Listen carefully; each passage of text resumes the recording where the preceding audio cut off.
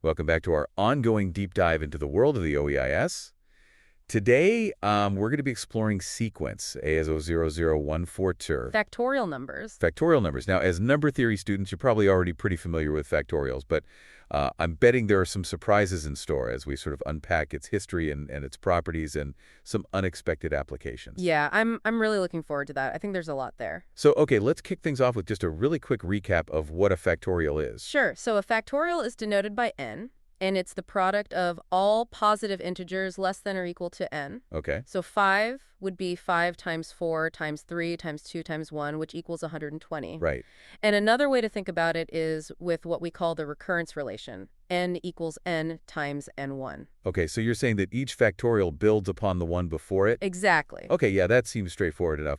But I remember being completely baffled by 0 the first time I saw it. Right. Why does 0 factorial equal 1? Yeah, that's a question that trips up a lot of people. One way to understand it is to think about the number of ways to arrange 0 objects. There's only one way. You do nothing. It's an empty arrangement, but it's still an arrangement. Right, yeah, that makes sense. Are there any other ways to explain it? Yeah, I think the concept of an empty product also helps. Okay. So in mathematics, we define the product of no numbers to be 1. Okay. It might seem a little strange, but this convention keeps things consistent across many formulas, particularly in combinatorics. Okay, speaking of combinatorics, I know that's where factorials really shine. Absolutely. Factorials are essential for calculating permutations, which is just a fancy way of saying arrangements. Okay. So, for example, imagine you have 5 different books on a shelf. How many different ways could you arrange them? That would be 5, which we already know is 120. Exactly. And this applies to all sorts of real-world situations, arranging people in a line, scheduling appointments, even figuring out how many different passwords you can create with a set of characters. So you're saying factorials help us to count the possibilities? Yeah. What about combinations where order doesn't matter, like choosing members for a team? Yeah, factorials are crucial for that too. They form the basis for calculating binomial coefficients, which tell us how many ways we can choose a certain number of items from a larger set.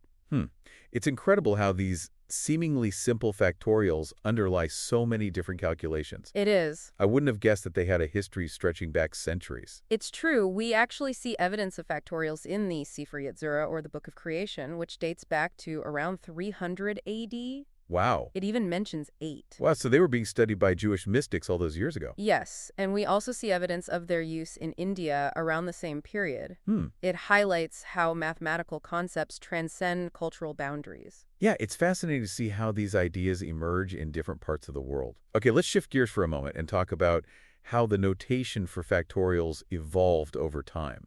Because mathematical notation is a language in itself, and it's fascinating to kind of trace its development. Yeah, for sure. The n that we use today wasn't always the standard. Right. Early mathematicians like Euler and Vandermonde had their own symbols. Euler, for example, used a capital M with a subscript. Oh, wow. That seems less concise than our current notation. It was. Then came Louis-François Antoine Arbogast, who coined the term factorial, Okay. which makes sense considering it comes from the word factor. Right. However, it was Christian Cram in 1808 who introduced the n symbol that we're all familiar with today. I wonder if those early mathematicians would be surprised to see how their work has evolved. Was there anyone who resisted the new notation? There were other notations proposed, like the L symbol by Reverend Thomas Jarrett. Okay.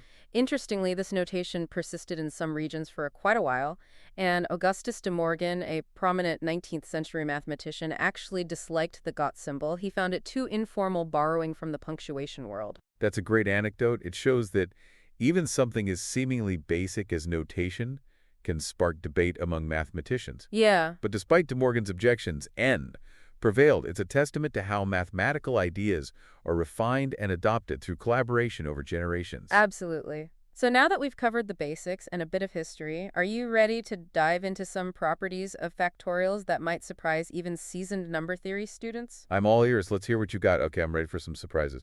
What kind of hidden depths do factorials have? Well, let's start with divisibility. Okay. It's pretty obvious that n is divisible by all the positive integers up to n. Right. I mean, that's built into the definition. Yeah. But we can go a little deeper with Legendre's formula. I've heard of Legendre's formula, but I'm a bit fuzzy on the details. Yeah, it's a really handy tool for understanding the prime factorization of a factorial.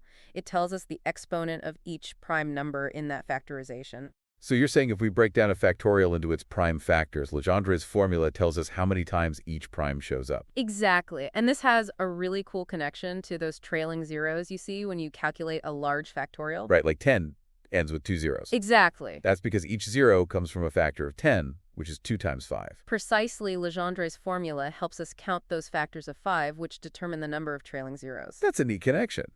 What other surprising properties should we know about? Well, have you ever heard of Wilson's theorem? I have. It's a fascinating link between factorials and prime numbers. Wilson's theorem rings a bell, but I could use a refresher. Okay, so it states that n1 plus 1 is divisible by n if and only if n is a prime number. Wait, so you're saying we can use factorials to test if a number is prime? Exactly. It's a bit of a roundabout way to test for priority. Yeah. But it highlights those unexpected connections that pop up in number theory. I'm starting to see that factorials are much more versatile than I initially thought. For sure, and we haven't even touched on how quickly they grow. Okay. Factorials get very large very fast. Their growth is faster than exponential, meaning they outpace functions like 2 to the n. That makes sense. You're multiplying more and more numbers together each time? Right. They grow almost as fast as n to the n, but with a slight exponential difference. Okay. And this rapid growth means that calculating factorials for large numbers can be quite computationally expensive. So how do we deal with that? Is there a way to estimate large factorials without having to do all the calculations? That's where Stirling's approximation comes in. Oh, right. This provides a remarkably accurate way to estimate large factorials. I remember seeing Stirling's formula, but it looked pretty intimidating. Yeah. Can you break it down for us conceptually? Sure. Essentially, it relates the factorial to a combination of square roots, Okay. powers of n and e and pi. Okay. It's a bit involved, but for large values of n, it provides an incredibly close approximation to the actual factorial value. So it's a powerful tool for mathematicians and computer scientists who need to work with large factorials.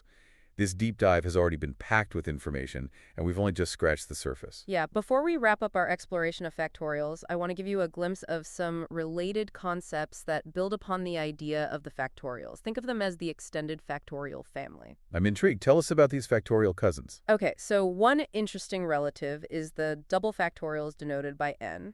It's similar to the regular factorial, but you only multiply the odd or even numbers up to n, depending on whether n itself is odd or even. So 7 would be 7 times 5 times 3 times 1 and 8 would be 8 times 6 times 4 times 2. That's exactly right, and they have their own set of applications, particularly in combinatorics and probability. Okay. Then we have falling factorials, which are products of successively decreasing numbers, Okay. but not necessarily all the way down to 1. Okay, falling factorials sound like they could be useful for counting scenarios where you have a limited number of choices. You're catching on quickly. Next, we have primorials. As the name suggests, you multiply only the prime numbers up to a given n. For example, the primorial of 7 would be 2 times 3 times 5 times 7. So primorials capture the essence of prime factorization in a single value. Precisely. And then we can't forget subfactorials, which deal with the number of derangements arrangements where nothing ends up in its original spot. And superfactorials, which take things a step further by multiplying consecutive factorials together. Wow, it's like a whole family reunion of factorial concepts. But perhaps the most fascinating relative of all is the gamma function. Oh, yeah. It's a continuous function that extends the idea of the factorial to complex numbers. The gamma function is a bit of a celebrity in the math world. I know it's a generalization of the factorial, but I've always been a bit intimidated by it. Yeah, it's definitely a topic worthy of its own deep dive. But for now, just think of it as the factorial's sophisticated older sibling, capable of handling much more than just integers. This exploration of factorials has been eye-opening. I had no idea they were so deeply connected to so many different areas of mathematics. It really highlights the beauty and the interconnectedness of number theory.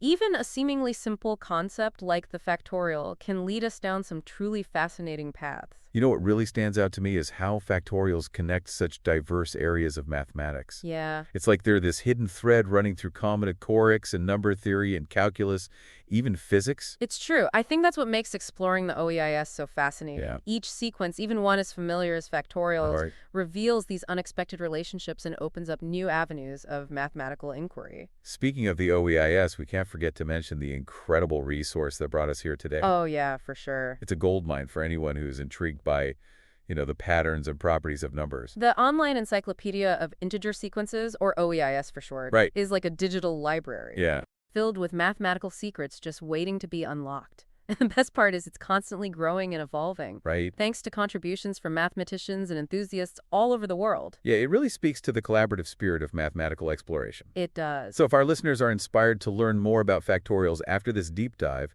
they can head over to the OEIS website and search for sequence A00142. That's right. There you'll find even more details and formulas and historical information and links to related sequences.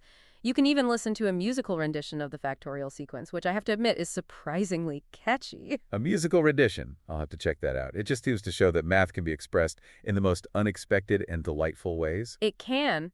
Before we sign off, I'd like to leave our listeners with a question to ponder. Okay. How is it that something as seemingly basic as multiplying consecutive numbers ends up having such far-reaching implications in so many different branches of mathematics?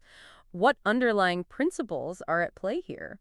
It's a great question that encourages us to think about, the deeper structures and connections that underpin the world of numbers. Exactly. And it's exactly the kind of question that the OEIS helps us explore. It is. So keep those mathematical minds buzzing. We'll be back soon with another deep dive into a different captivating corner of the OEIS. Until then, happy exploring.